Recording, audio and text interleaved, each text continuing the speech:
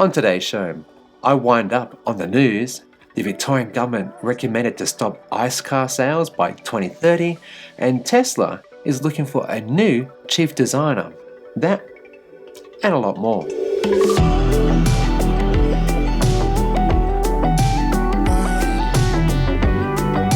G'day and welcome, my name's Chris and I cover everything from an Australian perspective around technologies like electric vehicles, renewables, solar, wind, battery storage and more. If you're new to the channel, thank you for joining us. Seriously, consider subscribing. It does help the channel, it really does. And otherwise, if you want to go to the next level and get early access news, polls, behind the scenes, things that you just don't get here, join these awesome individuals on Patreon, where for as little as $2.50 per month, that is like 60 cents per week, you get all this and Discord privileges and a lot more. And the news show you're about to see, look, I did one last Monday, like 28 minutes in length, which they got to see, which I didn't put here on YouTube. Yeah, so absolutely keeping this channel going, doing all this sort of stuff, it does take a lot of work and things like that. And you know, if you're free this Sunday, and if you're a Patreon member and you want to do a bit of a meetup, there's an opportunity for that. So check the link down below and yeah, think about helping out the channel. And before I get onto the news, I just want to say a big thank you to my producers, and that's Tessa Nagon, Ashley Hill and Nigel Farrier. Alright, so with that all said, first today I want to get into Infrastructure Victoria's report and how I wound up on the ABC News talking about how infectious EVs are. Chris Vanderstock is passionate about electric cars. You have this 0 to instant torque where you put your foot down and you go. And it's very much infectious. Infectious, yeah. Hopefully nothing bad like COVID, but yeah, if you've ever been in an electric vehicle or driven one, you know they're like the fun, the zippy, the fast, the dynamic, the pocket rockets. But seriously, I was on the ABC News talking about the Victorian government's plan to tax electric vehicles and Infrastructure Victoria's recommendations to the state about how to improve EV adoption here. And well, here today, I'm going to cover some of those 21 recommendations, which I think not only apply just to Victorians, but also the whole country. Yeah, so don't fast forward and go to the other stuff. No, hang around because for the next 5 minutes, we're just going to quickly cover off some of those things. Ready? Let's do this. A quick recap, myself and a few hundred Victorians participated in Infrastructure Victoria's community panel in late January, early February. More than 400 ideas were put forward and voted on, and from that, 21 recommendations were generated and now put to the Victorian government. The report, linked below, if you're interested, please do read it. It's only 61 pages and there's a lot of visuals in there and graphs and charts and things like that, so it is actually a quick read. And they have actually, Infrastructure Victoria, let me just rewind for a quick sec. They help policy advisement. Yeah, they advise on policy to government. So these recommendations, although they've been researched, they've gathered opinions like I participated in this community panel, along with those few hundred others, and the things that they're putting forward here have been looked into and understood and are good suggestions pretty much. But nonetheless, the Victorian government can either adopt them or to ignore them completely. And we all know that does happen, right? Sadly, it does. But nonetheless, this report, which again linked below, is something that is basically hopefully will either help improve the adoption of EVs or not. So for me, the 21 in general actually come under realistically 4 different categories, and they are charging, knowledge, incentives and policy. So let's kick off with the first one, support for charging. In this section, there were 6 items such as creating a statewide charging network strategy, like introducing planning controls that require town centres and car parks to install charging infrastructure. They also talk about providing subsidies to support buyers in the installation of electric vehicle charging point as part of the Solar Home program, or by reducing the cost of installing home charging infrastructure. Now, whilst I welcome more public charging points and cheaper access for businesses to provide public charging, seriously, see this interview up here with Tim Washington, who's ChargeFox CEO, where he talks about the demand charges and the expense of actually running a charging infrastructure in a public charging company in Australia. It's very expensive, and it's nothing like what we pay.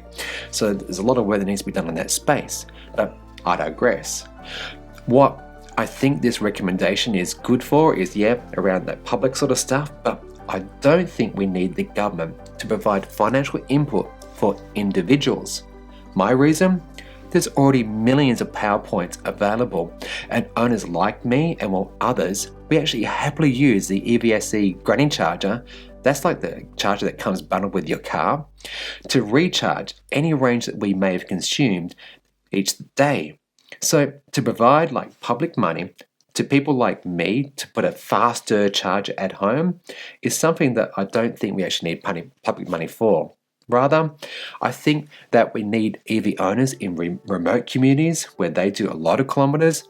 Those guys absolutely do need a more rapid charger. And more importantly as well, we need people who live in areas where they don't have off-street parking and therefore access to a power point, to install these sort of things where they can charge from in the street or next to a lamppost or in community centres, in car parks. You get the idea. City dwellers, apartment dwellers, people who just don't have a garage like I do. We need to support those guys. And great. Good start, IV Infrastructure Victoria, that is. These are good recommendations so far, but let's get more into the nitty-gritty. Next, incentives. Again, 6 items here, and the big ticket item, which I think has been demonstrated to work overseas, is for local governments, businesses and leasing companies to be mandated to have to buy electric vehicles. This is a no-brainer. More than 50% of new car sales in Australia are fleet purchases. They in turn become second-hand cars in 3 to 5 years' time, meaning that the high purchase price today is substantially cheaper in 3 to 5 years. So instead of car buyers looking at yet another typical internal combustion engine car like a Toyota, Nissan, whatever it might be, they will then see instead cheap electric vehicles. Imagine it. A Tesla Model 3, a Kona EV, the Ioniq.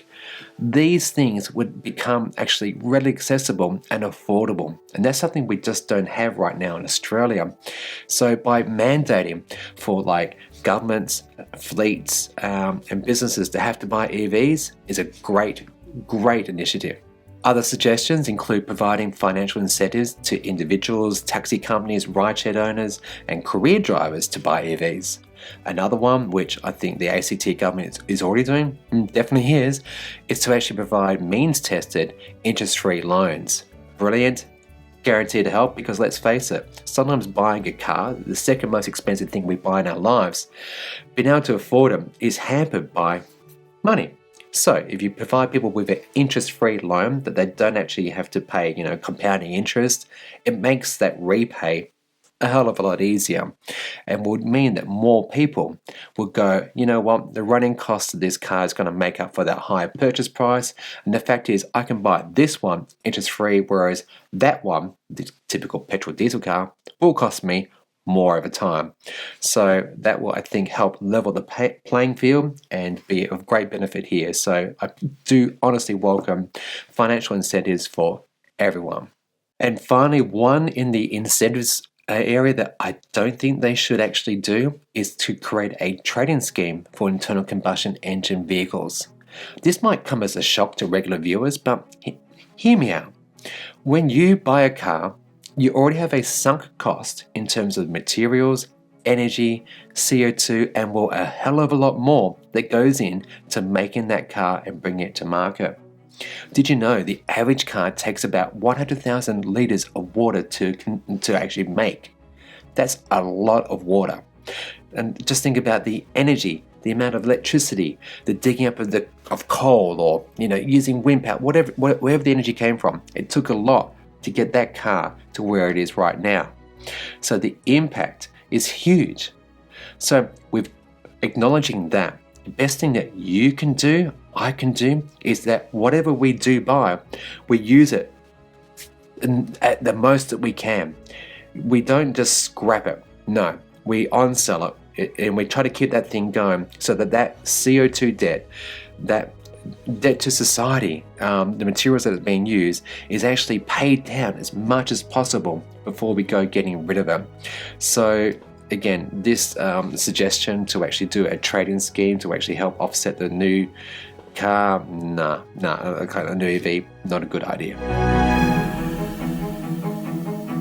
Next up is improving knowledge around EVs, and here we need to see definitely something done around public knowledge about the benefits of EVs, like being cheaper to run, improving the air in which we all breathe, the quieter for the streets and the surrounding areas, not to mention the health benefits.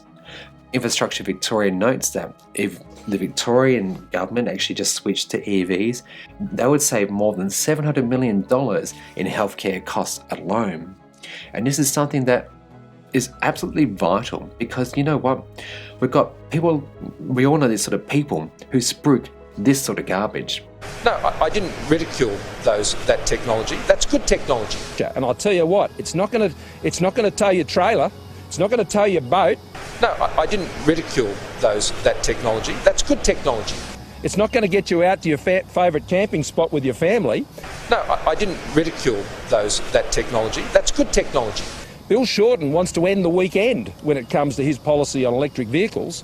No, I didn't ridicule that technology. That's good technology. He wants to say, see you later to the SUV. Yeah. This is what we're battling in this country. So yeah, the more that we actually do a little bit of myth busting, which is one of the suggestions, the better. Absolutely. So yeah, bring it on, and focus on not only the individuals but also businesses, and encourage them to get their fleets and whatever trucks, whatever they might usually buy, to be electric vehicles, because decarbonising our world is going to mean lots of different things, and vehicles are like more than 20% of that problem. So address that, everything else just becomes that much easier, doesn't it? It does. It really does.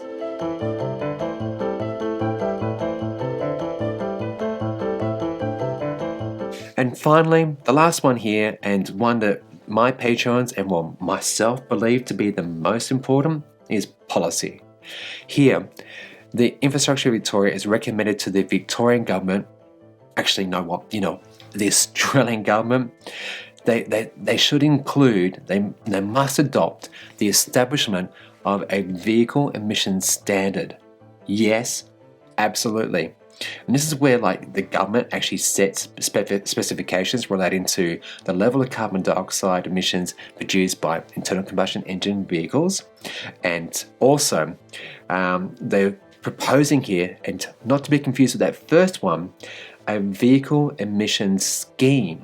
Yeah, that's essentially like a carrot and stick, whereby the cleaner your car is, that is to say battery electric, you get perks, you get benefits. If you have an internal combustion engine car, like a diesel, the dirtiest thing in the world that clogs up your lungs and gives you lung cancer, you get a bit of a stick. Yes, we need that sort of stuff. We really, really do.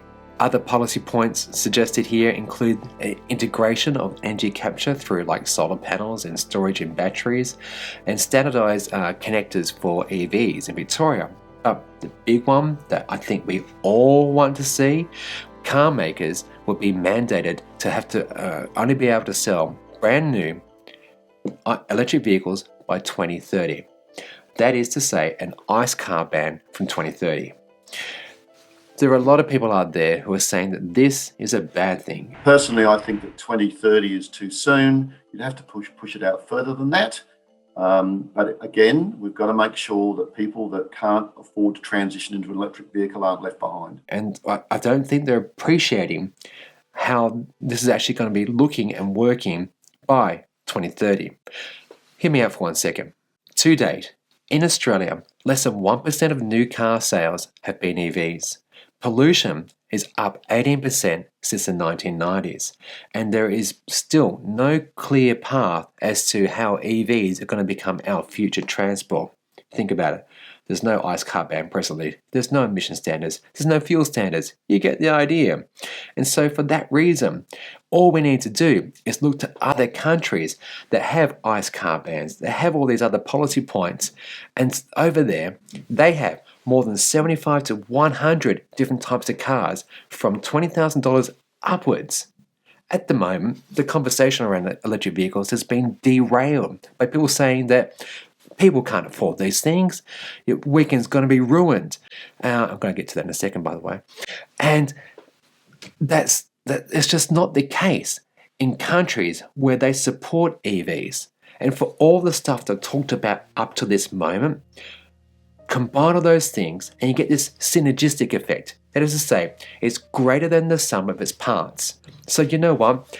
If our government was to do just one thing, and that is to say that there's an internal combustion engine car ban on new sales by 2030, everything else will fall into place.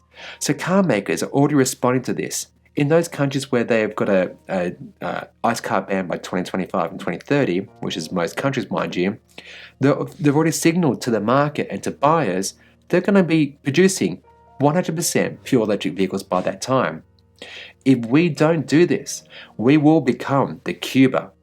We will get the dirty, inefficient, expensive to run internal combustion engine cars. And we will have still limited electric vehicle choice here in Australia because, well, if we don't have it, they won't be compelled to have to sell those cars out here, will they? So, if you are a politician and you're watching this video, thank you. I really do appreciate it. But guys, girls, you know what you need to do. This is a bit where we all need to get busy. Write, talk, speak to friends, speak to family, speak to your politicians about how electric vehicles can benefit society and all the good that they provide. And yeah, I do hope that this report and these recommendations by Infrastructure Victoria are adopted almost all in full by the Victorian government. Now, I don't normally talk to social media posts, and I do try to cover just tech and renewables and things like that. But this has got me quite excited because it works on so many levels. There's a new Facebook group called I Ruin the Weekend, something like that. I'll put it on screen now. And essentially, this Facebook page, which you have to ask to join, asks for people who have electric vehicles to put up photographs, stories, things around how their weekend was ruined because of their electric vehicle. This is irony, this is satire, it's tongue-in-cheek. Because, well, as you saw earlier, our Prime Minister, who famously said that the weekend would be ruined, that tradies would not be able to do their business, and you can't tow your camper van or your trailer. It's just complete garbage. And so I've joined this group, and I would like you to do so too, but I don't appreciate, not everyone's on Facebook. Yeah. I get that. I understand that. So whatever social platform you're on, or maybe just talking to friends and family if you're not on social media, start talking in this way about, I ruined the weekend by going to Mount Macedon and having a lovely afternoon tea and visiting some beautiful gardens and checking the autumn colours. Yeah, it was absolutely bad how my electric vehicle ruined that. And you can show them the pictures from your phone and say, look, see how ruined my weekend was? And people might get that reference to this political misuse, this myth that they put out there around electric vehicles. And I think it's something that's both fun, it points out the actual real truth of the matter, and this is something that we can do in a positive way. So yeah, check them out. I left a link to them below, and yeah, keep it polite, keep it nice, obviously, but yeah, let's see if we can ruin our weekends some more. Up next, a quick round of upcoming events. Audi will be making its virtual presentation of the new Audi Q4 e-tron on April 14, 2021. As per usual with these sort of announcements and these upcoming events, I'll left links to them down below. Please do check them out. This Saturday, 17th of April, in Ascot, Vale, the Vale Sustainability Group are holding an electric vehicle festival, and Bill Shorsham will be opening the event at 11 a.m. So do check out the links down below, and yeah, if you're living nearby like I am, yeah, I'd like to see you there. Time for news in a minute with a quick round of bites. And first off, official photographs of MG Cyberster concept have revealed a good-looking car, which we all hope will hit our roads. This two-seater sports car will be unveiled in full at the Shanghai Auto Show later this month and has an impressive numbers behind it. Featuring an electric powertrain which promises a 0 to 100 km per hour time in just 3 seconds and a range of 800 kilometers. This car is going to be built on MG's intelligent architecture and will more be known on April 21st to 28th. Do you feel lucky? If so, what's your bet that this electric hot hatch will end up in Australia? Sure, VW has promised that its offshoot brand CAPRA, that's like the Seat performance to you and me Aussies, will come to Australia later this year. But if you watch the first few minutes of today's show, you'll understand my pessimism for this and many others coming to Australia in our future. This, the CAPRA Born, is an electric car that has completed more than 30,000 test kilometres in extreme conditions.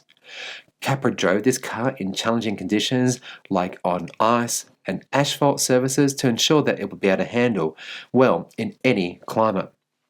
Due for release in May this year, that's for Europe folks, not for us. I'd love to see this car in Australia. A car that I really like is Hyundai's Kona. I've been fortunate enough to drive both the petrol and electric versions of it. See my first impressions video up here. And well, to me, this car hits all the right notes. Looks, specs, price, and finish. It seriously should be on your shopping list if you haven't tried it out already. And well, now, even more so, with the updated 2021-2022 model.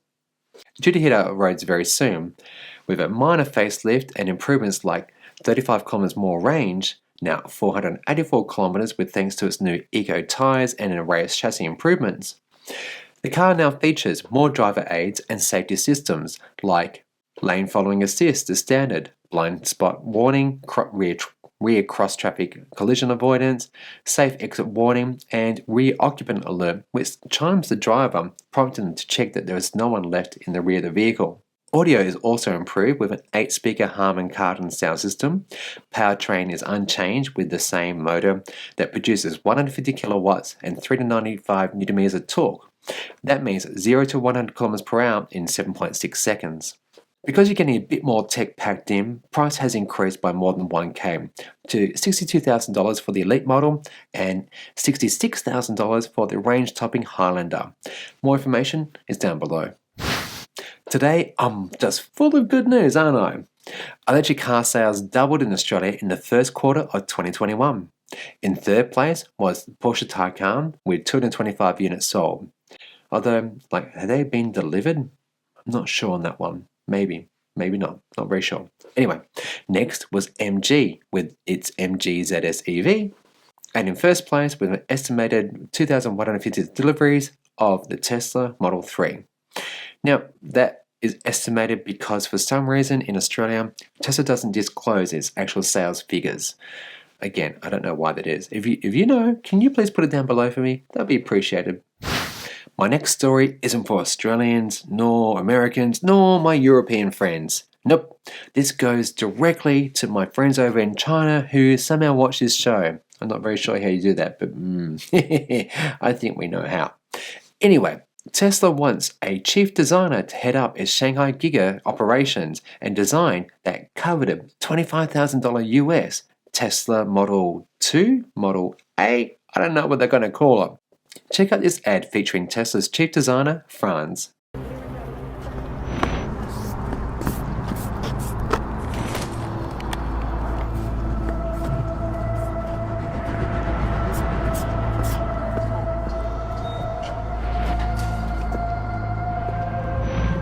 Franz， 快看这个设计。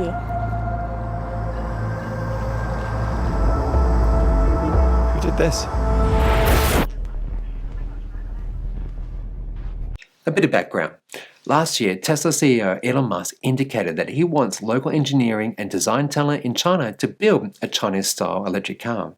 Shortly after, they started hiring for the program, but judging from this new advert and job post, I guess it's about really finding the right person to head up probably what's going to be the most important car for Tesla That is, one that is truly affordable and will actually be shipped worldwide.